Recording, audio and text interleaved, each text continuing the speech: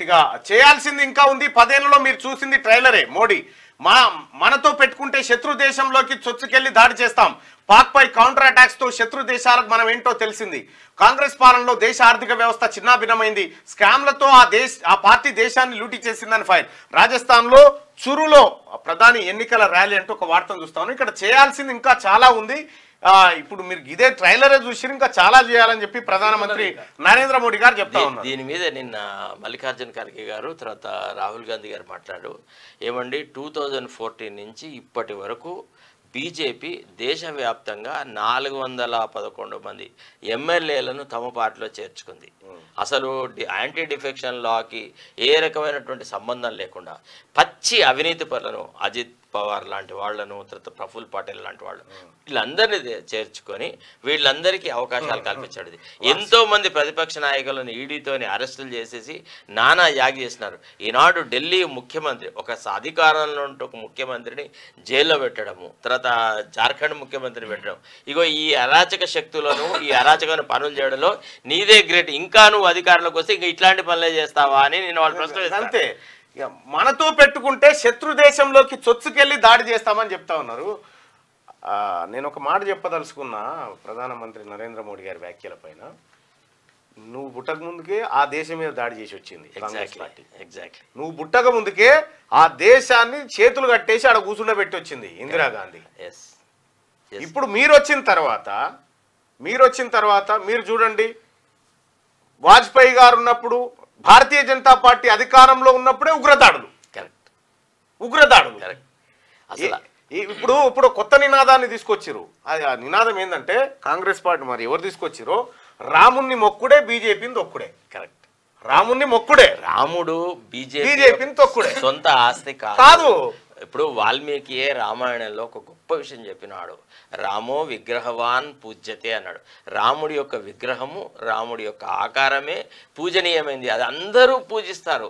రాముడు ఏదైతే మర్యాదని సమాజంలో నెలకొల్పినాడో దాని పట్ల అందరికీ ఆదరణ ఉంది, ప్రేమ ఉంది. కానీ రాముని ఈవెన్ ముస్లిమ్స్ ఇష్టపడతారండి. చాలా మంది యూపీలో ఉన్నటువంటి వాళ్ళు ముస్లిమ్స్ కూడా అరే రామ్కి రాజ్ హోనా చాహియే అని అంటారు. మీరు ఒక్కసారి మీరు భారతీయ జనతా పార్టీ ఏం పనులు చేస్తుందో ఒక్కసారి మీకు ఆ లింక్ మీకు ఇది వీలైతే ఒక్కసారి ఇది చూడండి. ధ్రువ్ రాటే ఎక్స్పోజ్ చేసినాడు దీన్ని.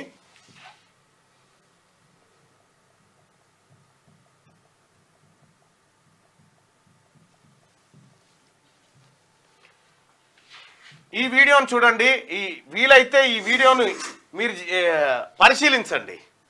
Bharatiya Janata party IT cell ఎటువంటి ప్రాపగాండా చేస్తుంది, అది అసలు వీళ్ళకు సంబంధం ముస్లిం పేజీలను వీళ్ళే నడిపిస్తారట.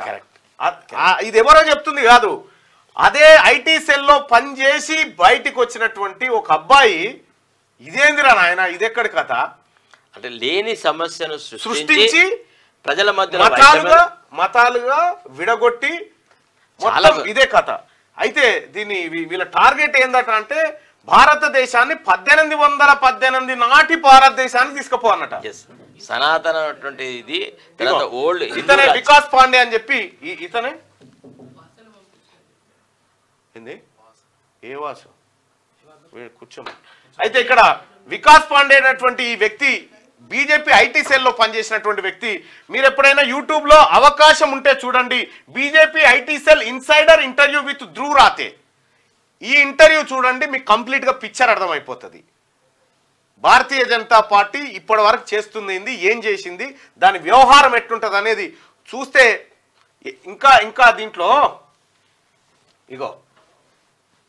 ఇగో భారతీయ సూపర్ 150 అని ఉంటుందట.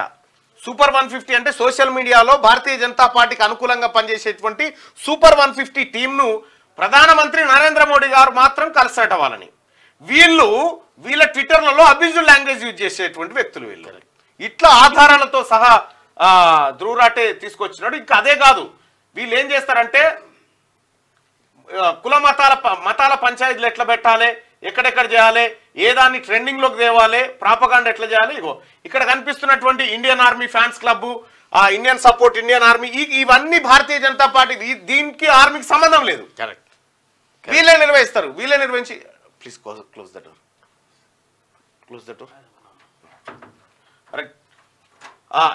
ఇవన్నిటిని భారతీయ జనతా పార్టీ నిర్వహిస్తుంది. నిర్వహించి ఏం చేస్తారంటే ఆర్మీ మొత్తం వీళ్ళ సొంతమైనట్టుగా, రాముడు మొత్తం వీళ్ళ సొంతమైనట్టుగా. అసలు భారతీయ జనతా పార్టీకి ఆర్మీకి సంబంధం లేదు, భారతీయ జనతా పార్టీకి రామునికి సంబంధం లేదు. ఇది రాముడు అందరివాడు, భారత సైన్యం ఈ భారతదేశ ఆస్తి. ఇటీవల కాలంలో ఆర్మీలో రాజకీయాలు చొప్పిస్తున్నారు. పుల్వామా దాడి తర్వాత సత్పాల్ మలిక్ ఏదైతే విషయం చెప్పినాడో, అంత పెద్ద ఆర్మీ జవాన్లని రోడ్డు మార్గం ద్వారా తీసుకురావడం వల్ల ఎక్స్ట్రీమిస్టులు వాళ్ళ మీద అటాక్ చేసేసి జమ్మూ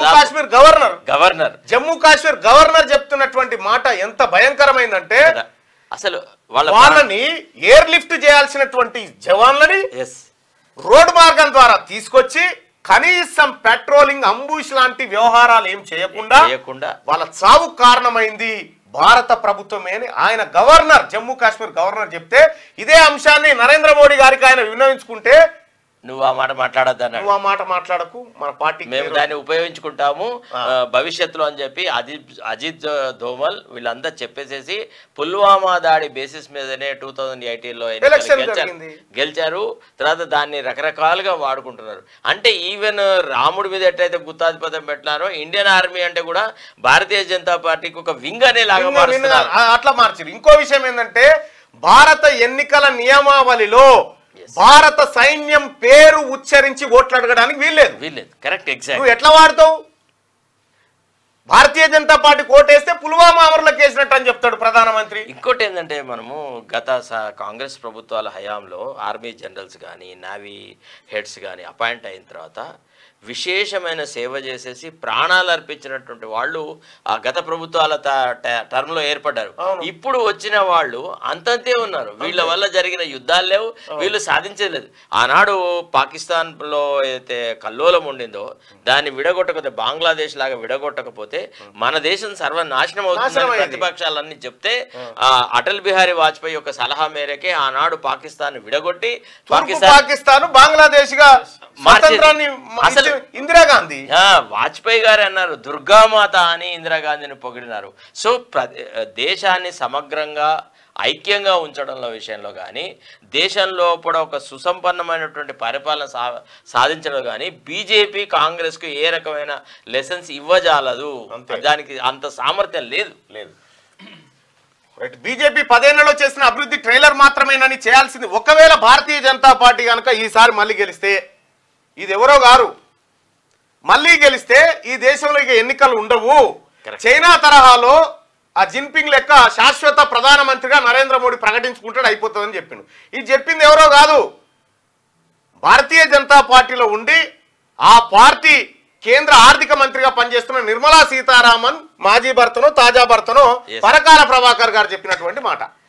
మాజీ భర్త కదే, వాళ్ళు ఇద్దరు దూరంగా ఉన్నా అంతే. ఉండొచ్చు. Is a great economist. కాదంటలేను. Yes, exactly. This Ram Bhajan should be stopped అని చెప్పినాడు. ఒక మంచి ప్రోగ్రామ్ చేస్తాడు.